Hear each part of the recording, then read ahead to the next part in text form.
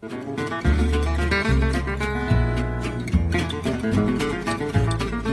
Other Simenon. The Venice Train, adapted for radio by Ronald Frame from the novel by Georges Simenon.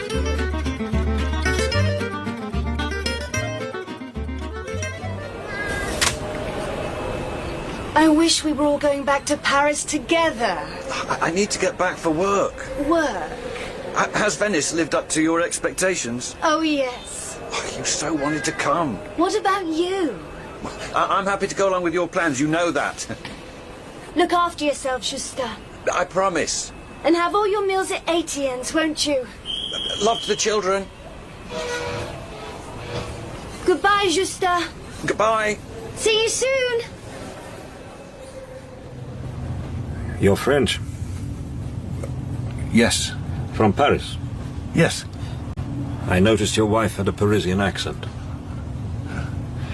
You're observant? Are you returning before your family for work reasons? We were all supposed to leave Venice today. Unfortunately, there was only one seat left on the 10:32 express. Oh. I didn't want my family changing at Lausanne, spending the night on the train, so I'm leaving on my own, and they'll spend a few days longer at the Lido, which is what the children wanted. Are you in business? In industry, really. Plastics. Huh? I don't have a firm of my own. Your wife is very attractive. She has a lovely contralto voice. Have you taken this train before? Not this one, but ones like it. Some days you'd think the whole of Italy was on the move. It'll get busy, will it? Are you an engineer? No, I'm not a technician.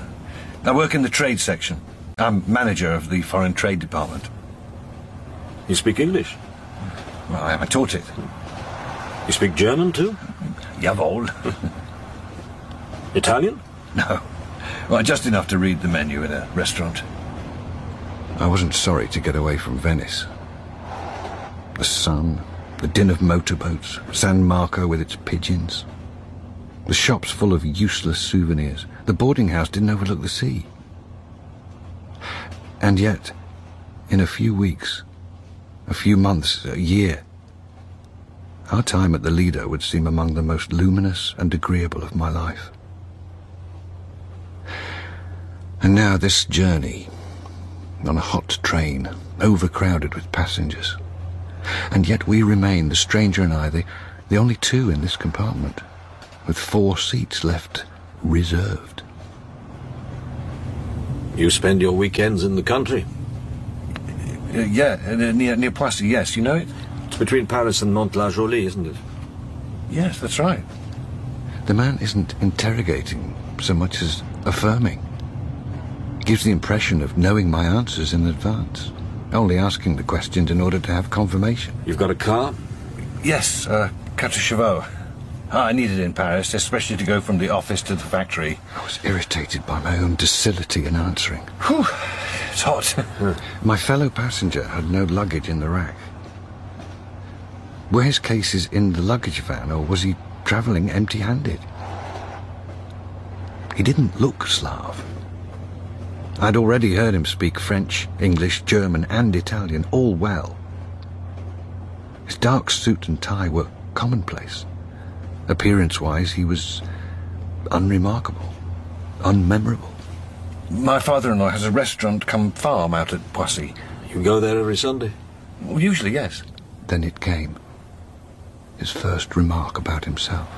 I won't be able to get out at Lausanne as I hoped.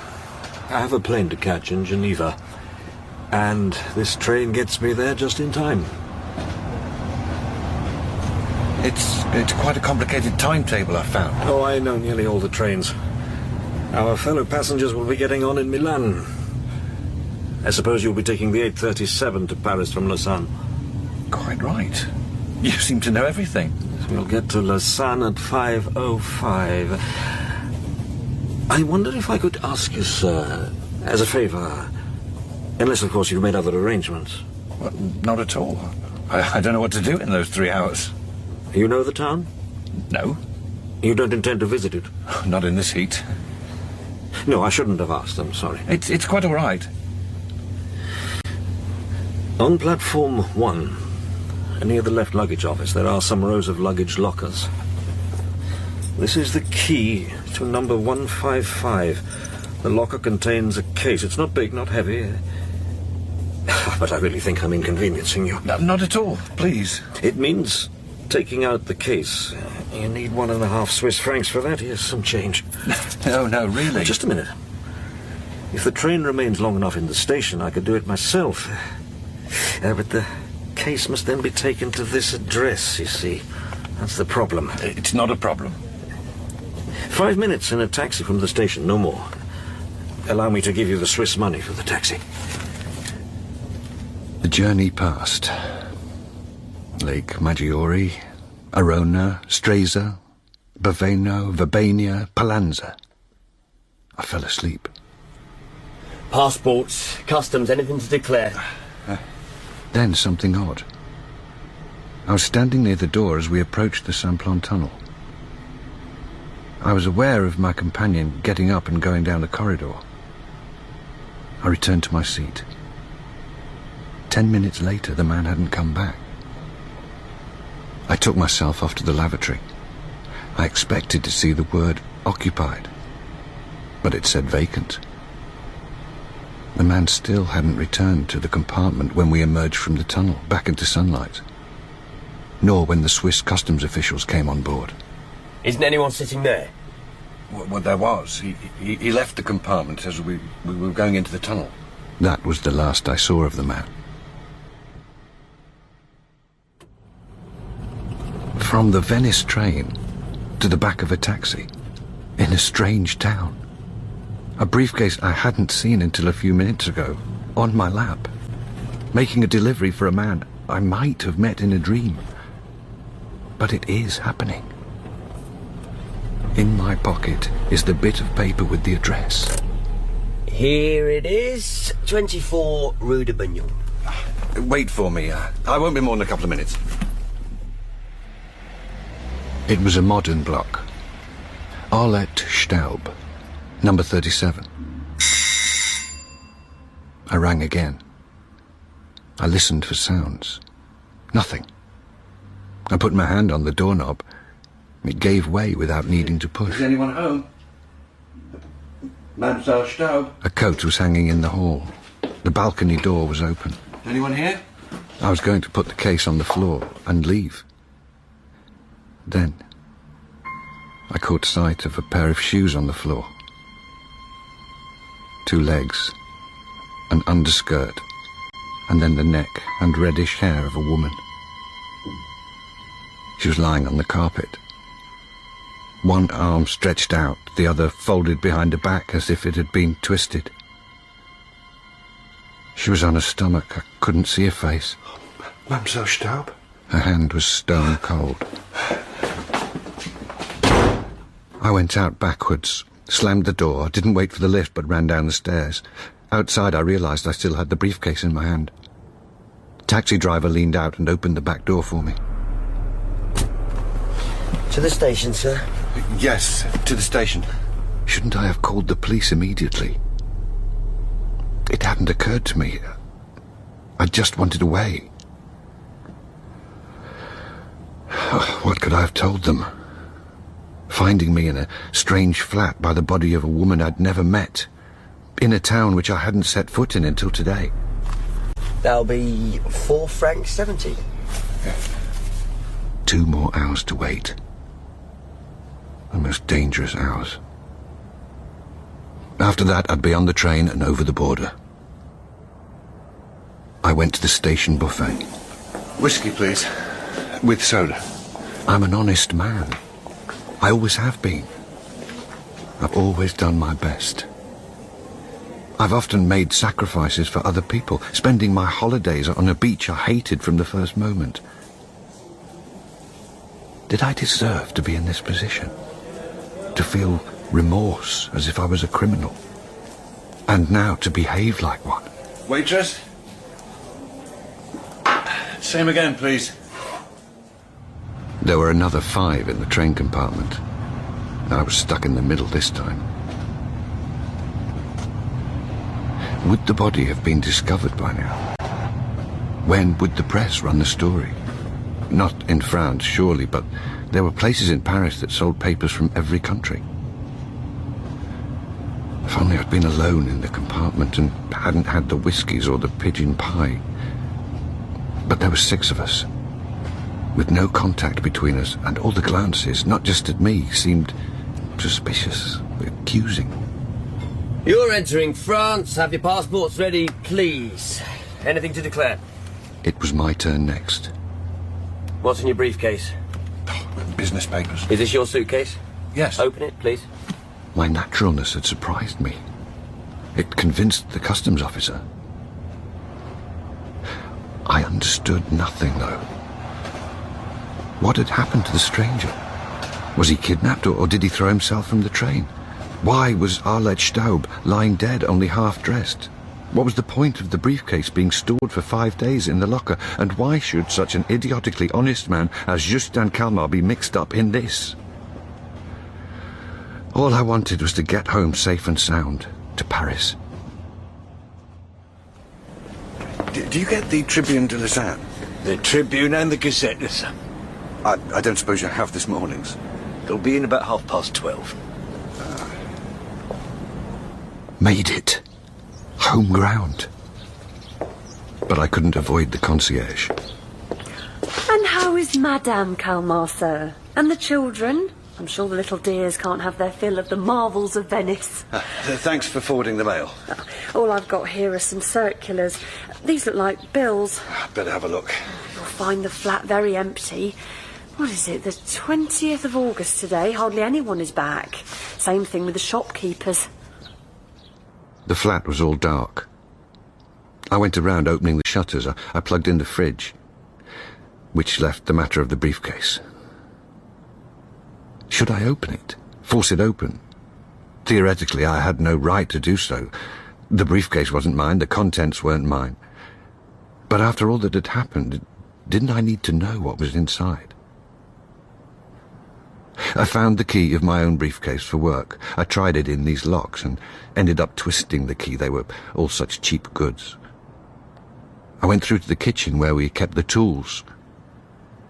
I came back, took off my jacket, then set to the 2 locks of the briefcase, meaning to force them with the pincers, then with the pliers. Oh, come on, open, will you? Open!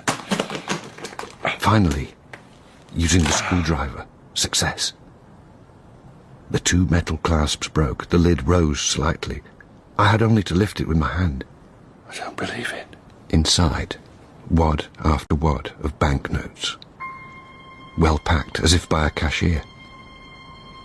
Not French francs, but mainly $100 bills. Maybe 100 in each wad, and some £50 notes too, and slimmer rolls of Swiss francs. Then I spot the woman in the flat opposite across the street. She's got her back to me now, but did she see me looking, counting? Take your time, think this through. You're exhausted, a day and a night on the train. You're feverish, you're not yourself. I turned on the bath taps. I undressed. I'd never felt so naked or so lonely in my life. I couldn't get to sleep. I was hearing Dominique. We're really going to Venice, children. It's going to be wonderful. Wonderful. And now this. The stranger on the train, what was he? An international thief? But if so, why had Arlette Staub been killed? What if the banknotes were forged? Was the stranger a master counterfeiter or a gunrunner or mixed up in espionage? It's going to be wonderful. Wonderful. I got up and opened the briefcase and counted the money. The dollars added up to 1 million new francs, plus 700,000 francs worth of British pounds, not counting the German and Swiss currency down at the bottom. Where to hide the briefcase? No drawer or cupboard in the flat was kept locked, and the cleaner would notice at once. Dominique and the children would be back on Saturday. I was only keeping the money meanwhile, of course, while I made enquiries about who it might belong to. I exchanged briefcases, transferring the banknotes into the one I used for work. I pulled out one single $100 bill to conduct an experiment. I was no thief, But I had to find out, didn't I? If the money was genuine or forged. I drove to the boulevards, parked, and hurried into a bank. I stood in the queue at the foreign exchange counter. 6 people were waiting. They got through their business. 2 more customers. 1 more. Then myself. I tried to stop my hand trembling when I handed over the $100 bill. The cashier looked up at me in slight surprise. He felt the note between his thumb and his forefinger to see if it was thick enough. Then he held it up against the light. Just a minute, please. He stepped back to open a drawer, took out a list with columns and figures. He closed the drawer again. You would like French money, I presume, sir? Yes, please. I just stuffed the French notes into my pocket anyhow. The dollars were not forged. There was more than 1.5 million francs worth in the briefcase I had left placed so casually on the shelf in a cupboard in our unexceptional flat in the Rue Legendre. In my pocket I had money I could not spend legally. Have all your meals at Etienne's, Justin. No, not Etienne's today. Instead, the Café de la Paix. I decided, over my hors d'oeuvre, that I should keep my secret until one day the newspapers revealed the truth about the stranger on the train and the fortune left in an automatic locker in Lausanne railway station. That was when I would appear at the local police station. Or better still, higher up the scale, at the Criminal Investigation Department. I've brought the money. You can check it. It's all there, except for a single $100 bill. I thought I ought to change that at a bank in the Boulevard des Italiens to see whether or not it was forged. You must understand, I couldn't have done otherwise. Of course, I should have informed the police after I left Arlette Staub's flat, but I was too stunned to do so, being an honest man. And even if I did, let's say, entertain thoughts of opening a bank account, well, just supposing, well, that means providing identity papers. In some cases, the banks will inform the income tax authorities about their clients' accounts. To have a safe requires showing documents, signing others. I had a crazy idea over the lobster. Why not throw the empty case into the Seine this very evening? Throw the money in at the same time. A hail of banknotes. No. Nobody in their right mind would squander a fortune like that. Waiter? Yes, sir. Could you ask in the newspaper booth if the Tribune de Lausanne has arrived? If so, be so kind as to get me a copy. A blunder. The slightest detail might draw attention to me. Oh, yes. That very day, a customer eating a sumptuous meal asked me to buy him a copy of the Tribune de Lausanne. I searched from cover to cover. There was nothing anywhere about a young woman found lying dead in a flat. The bill, please, waiter. Oh, back to the old workplace at last. Hello, Bob. Were you thinking about us toiling away at our desks and the boss counting the days until you walk back in? Oh, not his lordship. Oh, I only wish you were all as efficient as Kalmar, gentlemen. No. There's a model of a good worker. Oh, shut up, Bob. Baudelaire didn't say that. Well, you weren't here to hear. Oh, you've put on some more weight. And you're not at all sunburned. Are you sure you went to Venice? Oh, what's wrong, old boy? Not overjoyed to see the grindstone again? Oh, nothing's wrong. Well, the journey. That train journey from morning to night with such crowded corridors that you couldn't even get to pee. Then another train all night. Your dear wife, the kids? Yeah, they stayed on. They're coming back on Saturday. Bob might be the firm's art manager, but he was the eternal frivolous art student. A menace to all the secretaries. Anyone in a skirt, in fact. Our friendship went back to my days at the Sorbonne, when we frequented the same cheap restaurant. I say, old boy, are you sure you feel all right? Nothing went wrong between you and Dominique while you were away, did it? What could have gone wrong? I assure you... All right, don't get shirty. You look out of sorts, that's all. Is Dominique all right? Very well. Is she brown? Oh, you know perfectly well she doesn't go brown. She goes red and peels. That should have remained our little secret. hers and mine. But Bob... When I first met her, Dominique was Bob's mistress. A temporary arrangement. She left him for me. I was more like husband material. Not that Bob, being Bob, remained unconsoled for long. I promise you I'm perfectly happy. Maybe, but you don't look it. Do you think the boss is coming? What does that matter to you? I suddenly realized that I'd been happy in this firm. I told myself, and repeated to myself, there was no reason why this should stop being so. Where can I hide the banknotes? Nothing in the building actually locked. Not the cupboard with the sliding doors in my office, or the green metal filing cabinet either. Where could I hide such a fortune? And if it was discovered, how could I say it was mine? You're looking green, old boy. If it's your digestion, you should take some bicarbonate of soda. Frivolous looking he might be, but Bob was too sharp to believe in indigestion. He must have understood I had an insoluble problem obsessing me. Here it is. Why should the person who got rid of Arlette Staub not get rid of me in turn, even if I didn't have the money anymore? Say I did throw all the money into the Seine. Anyone who guessed that I'd had the banknotes in my possession wouldn't believe that I'd done such a thing. As for going home, even after 5 o'clock the flat would be empty. With the cleaner gone, it would be very easy to force the lock. In the office, I wasn't really any safer. I had to make trips downstairs and outside to get to our laboratory. Then anyone could pounce on me with a knife or shoot me. I had made a discovery today.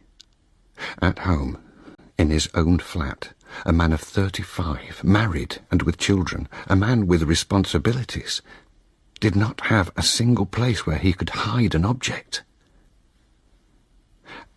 I didn't seem to have a private life. I couldn't come back at any time I pleased. Where have you been, Justin? I was worried about you. I couldn't go out and spend money. How much did you say, Justin? I couldn't have a stomachache or be worried. Are you all right? Are you sure something isn't the matter? I couldn't even keep the smallest bit of paper, a scribbled address, to myself. What's in this parcel, Dad? At least in the office I could lock myself in the lavatory. And did so. And at the sight of the cold white porcelain, threw up my lunch. I say, you look better already, old boy. Will you dine with me at the Petite Cloche this evening? I'll introduce you to Françoise. Oh, she's a funny girl. You'll see. I've never met such a foul-mouthed girl. I'm afraid I'm booked. A chap I met in Venice. I promised him... No, that was wrong. A blunder. Bob could now ask Dominique, in all innocence, how about this friend of yours from Venice? Well, when I say Venice, I met him on the train. A Frenchman? This was only making matters worse now. No, Central European. I'm not quite sure where from. Welcome back to Etienne's, Monsieur Calmar. How were your holidays? And that charming Madame Calmar? Fine, thank you. You don't look very sunburnt. For someone just back from holiday, you look rather ill. We'll give you something light. A consommé to start with, then a chicken liver omelette which will make you smack your lips. Over the soup, it occurred to me. Why not tell Dominique about the money? A problem shared. What would she suggest? Is that you, darling? You're back. Safe journey? Glad to see us. Yes. Are you sure about that? Of course I am. My poor Justin. What? You don't look at all well. Oh, don't I? I hope you had your meals at Etienne's and that he took good care of you. The children and I just got back in time, I think. Have you been taking your medicine for your liver when you should? It was odd to see them again. My daughter in a dress, browner than when I left her, and her brother Bib, who suddenly looked like a big boy. But I didn't feel altogether at ease with them. Dominique sensed vaguely that something had changed. Did you go out much in the evenings? Only once. With Bob. Did you come home late? At 11. The other evenings I was in bed by 10. Did the girl come to do the cleaning every day, as I asked her? Well, I suppose so. I didn't see her. Everything had been tidied up when I got back in the evening. You haven't had any trouble at the office? Not the slightest. I'd had enough to worry me, though, courtesy of the Tribune de Lausanne. The first. A mutilated body under the Samplon. On Sunday night, some workmen checking the line made a sinister discovery in the Samplon tunnel. 3 miles from Brieg, they found the severely mutilated remains of an unidentified middle-aged man scattered on the track. It is assumed that he was a passenger who opened the wrong door while in the tunnel and lost his balance. Did he fall or was he pushed? At least he wouldn't now be coming to reclaim the money. The second story. A woman found strangled in an apartment, and some background. Arlette Staub worked as a manicurist. She was employed for a particularly long period of time in one of the best-known hotels in Lausanne, frequented by an international clientele. Yet it seems that the young woman, who was pretty and elegant, was not satisfied with her salary and received a considerable quantity of visitors in her flat.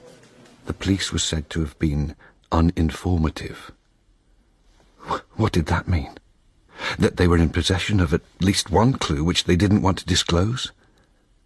Had someone noticed a man in a cream-coloured suit on that same Sunday afternoon behaving oddly? Had the taxi driver been traced? At the station buffet, the waitress must surely remember him, his 2 whiskies, his worried and distraught face. The following day I'd driven a good distance in order to throw the briefcase, wrapped, into the Seine. It floated for a while before sinking into the water. What's that, Justin? The Tribune de Lausanne? Someone left it behind at the office. A salesman. I just picked it up. Why Lausanne? No reason. You looked so intent. Not at all. If you say so, darling. The other big problem.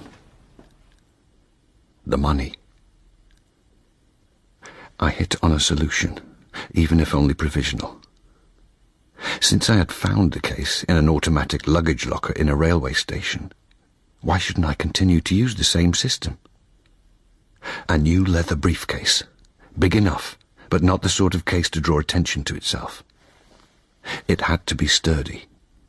From now on, I would have to pick it up every 5 days. That was the rule. After 5 days, the lockers were opened and the unclaimed contents stored on the shelves of the left luggage office for up to 6 months. Starting at the Gare Saint-Lazare, but changing station every time so that I didn't become known. Only now did I realize what a prisoner of routine I had been before now, all along in fact. For 24 hours a day, my behaviour was observed either by my wife and children, or it was monitored at the office by my boss, by my colleagues and the typists. What's wrong, old boy? You can tell your old pal Bob, you know. I'll fetch those little pellets of powder for you. You must take them. If you're not feeling better in 2 or 3 days' time, I'll call Dr. Briand. My boss, who was wedded to the firm and to our higgledy-piggledy business premises, was, Bob reminded me, being especially watchful of me. Simply in order to put the new briefcase in another locker, I had to think up an excuse, either at the office if I left earlier than usual, or at home if I returned later than usual. Sorry, my dear, I'm a bit behind. I was held up. There was an accident right in front of the car. It's a miracle they didn't stop me as a witness. I pretended not to have seen anything. Sooner rather than later, I was going to run clean out of street accidents. I just had to get myself organised. The 1.5 million francs didn't belong to anyone else until further notice, which was as much as to say that they belonged to Justin Calmar. My. You've bought yourself a new tie. Well, I thought you'd like to see me wearing a slightly brighter one. It must have been expensive. Less expensive than I thought. 18 francs. Untrue. It cost me 25. The name of the shop was on the back of the tie. Dominique could go walking into the shop on my next birthday and ask for a tie costing 18 francs. As it was, Dominique was becoming more attentive. More protective, too. She was forever looking at me out of the corner of her eye. You're sure you don't have any problems you're hiding from me? I promise you, darling. Well, it must be overwork, then. I assure you, I'm not working any harder than usual. Mademoiselle de Narve, the least prepossessing of the secretaries, developed the same silent adoration for me which she'd once had for Bob, before he started slapping her behind and making her blush. She was always the first in the typing pool to stand up, even mid-letter, and offer her services. Do you need me, Monsieur Calma? She was so subservient, treating me as if I were the most important person in the firm. Is everything all right, Monsieur Calma? Yes, of course. They were all at it. This solicitude always. The ceaseless spying on me. Mademoiselle de Narve, would you come here a minute, please? Yes, Monsieur Calma? This is the letter I dictated to you yesterday evening, isn't it? Tell me, is this exactly how I dictated it? I was meaning to say... You haven't changed a word. I'm sorry, Monsieur Calma. I thought you were tired. You used one word instead of another, and I took the liberty of correcting it. And what if that was the word I intended? Was I wrong, sir? Well, no, technically you were right, but... No, please, do you mind not doing this anymore and not assuming I'm tired? I'm very well, Mademoiselle de Narve, very well indeed. Far better than some people think. I hope you don't mind my mentioning it, Monsieur Calma. Mentioning what? I noticed, you see. Oh? I do like your new necktie. In the office or at home, sitting at the dining table, I would suddenly feel my forehead bathed in sweat, my nerves knotted, a heaviness in my chest, and then it was I couldn't bear anyone to look at me. When was Dominique going to find the new locker key in my pocket? I didn't want a fortune. I had no wish to change our way of life. My job, our flat, our day-to-day routine. Without those, I would have been out of my element. What I longed to satisfy were small wishes. The purchase of some little things which might have given Dominique and the children and myself so much pleasure. So, one Monday evening, I returned home with an armload of presents. What's the matter with you, Justin? Do you think it's Christmas already? Just some things for the children. We'll wrap them up for them. What have you got them? A motorised car for Bib. A school satchel for José. You really have. You didn't believe me. What else have you got there? I haven't forgotten you, Dominique. That's not what I meant. I know you didn't. Good. But for you, all the same. What? A gold brooch you were admiring with the pearls. Oh, Justin, you shouldn't have. And for myself, some tools and a penknife with a horn handle. You know, when I was a boy, I used to stand gazing at a knife just like this in the gunsmith's window. I don't know what to say, Justin. And when the children see... Well, we can thank the Gigis for this. What? The horses? It's quite simple.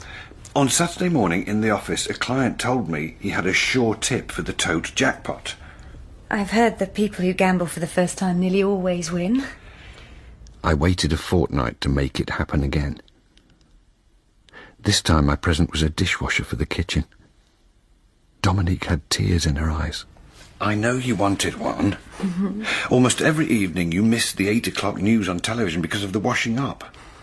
From now on, when I've done putting the children to bed, we can be together. Oh, it's sweet of you to have thought of that. But you aren't going to go on, are you? How much did you bet? 5 francs each time. Did you bet last week? 5 francs, which I lost. Oh. But over 3 weeks I've made a profit of over 1,300 francs.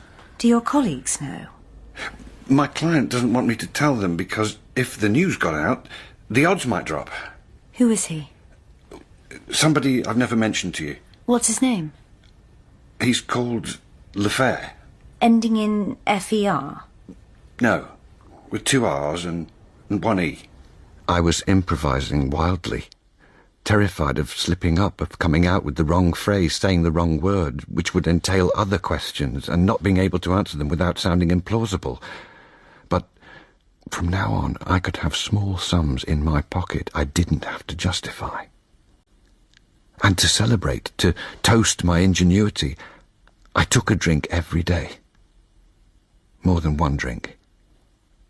In bars where I wasn't known. When do you think you'll stop betting, Justin? Don't you realise how few entertainments I have, darling? I work all day, and then all I want is to be with you and the children. Don't you think you can forgive me a little defect? An innocent flaw? I don't understand. What? Your sudden passion for horse racing. And after what it did to my grandfather.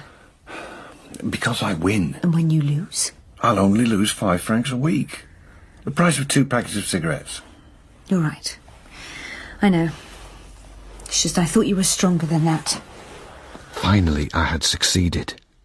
I had become a weakling. I should have known what was going on. What's that? You must have met her during that week you spent alone in Paris, when Dominique and the kiddies were in Venice. And that is why you've been acting so peculiarly. Peculiarly how? Rushing off early at the end of the day without a goodbye. The new clothes. You've started drinking. Who is it? One of the secretaries? Madeline? No. Olga? No. Oh, just a minute. It's not that poor Valerie who offers first time whenever you ring up for a typist, is it? No, it isn't Mademoiselle Denave. I had Bob to thank. Another perfect alibi after the horses. It would be all round the building soon. Justin Calmar is having an affair. According to the Tribune de Lausanne, a Dutch national had been arrested for questioning concerning the murder of the young manicurist. He was being held in solitary confinement. It came to the last race meeting of the season. There would be no more tote jackpot for a while. This had to be the big one. How many? 5. 5 horses, and in the correct order. Here's the list. How much did you bet? 10 francs. I thought you only bet 5 francs a time. Today I bet 10. So that you've won over 20,000 francs. We'll get you a fur coat. Buy that suit you told me about the other day, the russet one. We'll redecorate the flat. The children can have whatever they want from Father Christmas. But Justin, you won't gamble any more, will you? Promise me. I didn't need to work again. We could have gone off and spent our lives on the Riviera, idling. But something was far from right. I wasn't downhearted or discouraged. It was more like exhaustion. Melancholy, but on a cosmic scale. The daily grind all around me. 5 million people in Paris so busy rushing somewhere they thought they needed to be. Dominique's pushy in-laws and our weekly visits to honour them. The children growing up, wanting their freedom and taking it bit by bit. Dominique's questions. My guilt for having done nothing wrong. This terrible burden of concealment, and the sudden thought in my head, has Dominique ever needed to conceal anything from me? All the lies, the disguises. Only one person seemed to accept me. Mademoiselle Denave, the plain Jane among the typists, looking at me with blissful admiration and rushing up to my office at the slightest excuse. Are you going away, Monsieur Calmar? What the hell? Oh, did I startle you? Have you been following me? No. Oh, no. I take the train from the station every night to my mother's. Oh, you're quite flushed, Monsieur Calmar. I was seeing off a colleague. He left me with his briefcase. Only I didn't realise. I've just been putting it into a locker for safekeeping. There's something I've been wanting to tell you for a long time, but I've never had the nerve. Yes. What's that? I'd like you to know that I'm your friend, that you haven't got a better friend, and that I'd do anything to help you. Next day, she said, would I stay on after work? She had an important matter to discuss with me. I know you're worried, but don't be. She came in wearing makeup and had changed into a closer-fitting dress. Everyone's gone now. The boss said he wouldn't be back. We're alone. I see. Listen, Justin. I know I shouldn't call you by your Christian name, but I can't help it today. I can't bear to see you unhappy. I'm sure you've noticed that I love you, and you've done nothing to ward me off. I stared at her. It's true. I kept on staring. What could I do? Justin. Should I scream out, "You're completely mad"? But the words didn't come. On several occasions, you were about to tell me something. I assure you... Shh. What if I told you I knew? Knew what? Maybe not the whole truth, but enough. Go on. I don't know where you got the money from in that briefcase. You're an honest man, and you don't know how to pay it back. Listen, Justin, I have some savings I don't need. You can pay me back, my dear. We'll work out a way. Now she's holding me. Justin. She's kissing me. I've been waiting for this moment for such a long time. I can't break free. Can't escape. Oh, Justin. Do I want to escape? Make love to me, please. Oh, Justin.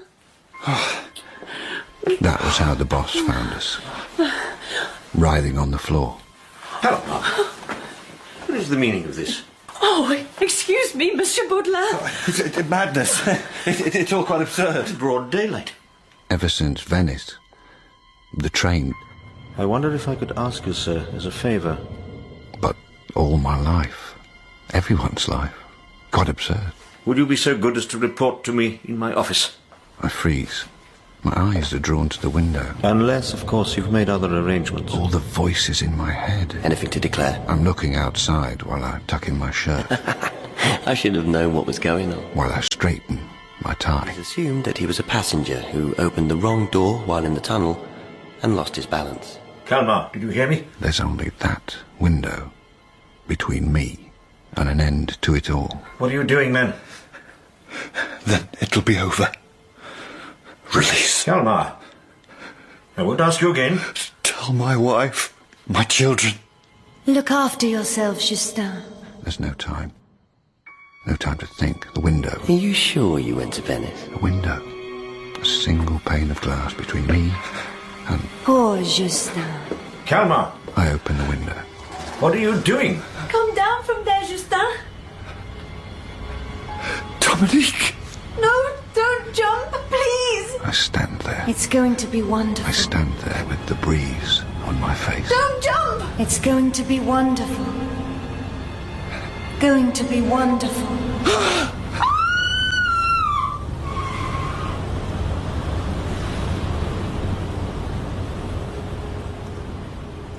In the Venice Train by Other Simenon, Justin Kalmar was played by Paul Brown, Dominique Claire Corbett, the stranger Crawford Logan, Juve Karl Prekoff, and the secretary Susie Riddell. This world is endless, so wide, so broad, but somehow I'm still lost in you.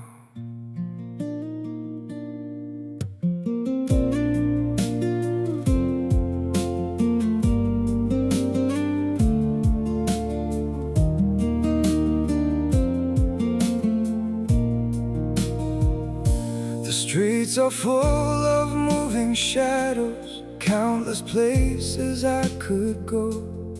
City shining, people passing, yet I still feel so alone. Every road keeps leading nowhere, every sky feels cold and blue. In this world so vast and open, I'm still lost in missing you. The world is wide, so wide before me, but I keep losing my way. Somewhere in the endless distance, your memory makes me stay. The world moves on,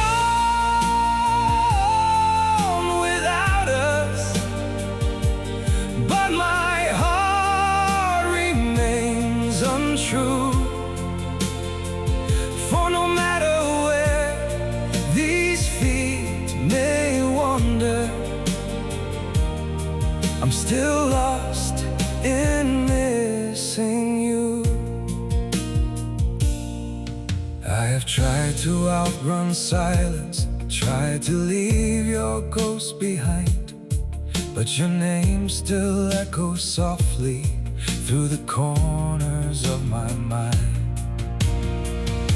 The world is wide, so wide before me, but I keep losing my way. Somewhere in the endless distance, your memory makes me stay. The world moves on without us, but my heart remains untrue. For no matter where these feet may wander, I'm still lost in missing you. Maybe someday I'll stop searching for your face in every crowd, but until that day, this broken heart will keep calling your name out. The world is wide, so wide before me, but I keep losing my way. Somewhere in the endless distance, your memory makes me stay. The world moves on without us, but my heart remains untrue.